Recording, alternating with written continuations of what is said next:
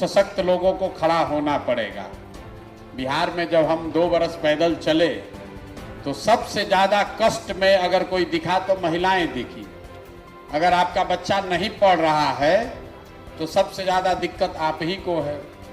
अगर रोजगार नहीं मिल रहा है तो आपके घर के ही बच्चे, आपका भाई, आपका बेटा, पति बाहर जाता है। लोग बता रहे हैं कि प्रशांत किशोर घर परिवार छोड़कर 2-2.5 बरस से यहाँ बिहार में घूम रहे हैं।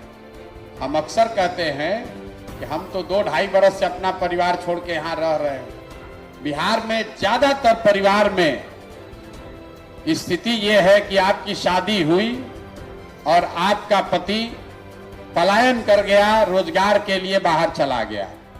कोई छठ में घर में शादी विवाह पड़ा, छठ हुआ, दिवाली हुआ तो 10-15 दिन घर आता है, फिर सालों भर बाहर ही उसको रहना है।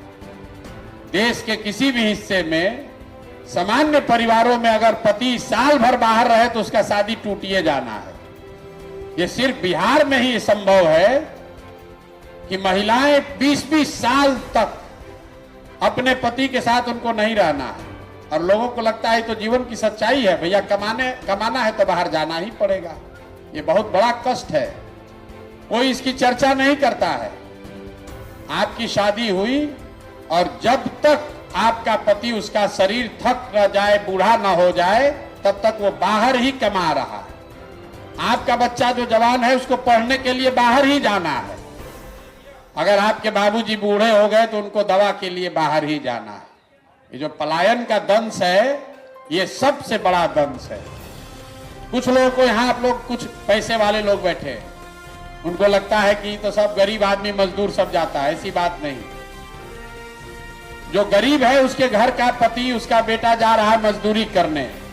जो थोड़ा बहुत पैसे वाले लोग हैं उनका बच्चा, उनका पति जा रहा है नौकरी करने। लेकिन जा रहा है सब कोई। गांव में शायद ही कोई ऐसा हमको गांव मिला है जहां पर जवान लड़के आपको रोड पर मिलेंगे। अगर 100 लड़का गांव में है तो 10 15 20 गो बचा है। चाहे वो पढ़ाई के लिए गया हो, रोजी रोजगार के लिए गया हो, दवाई के लिए गया हो, सबका लड़का बाहर जा रहा है।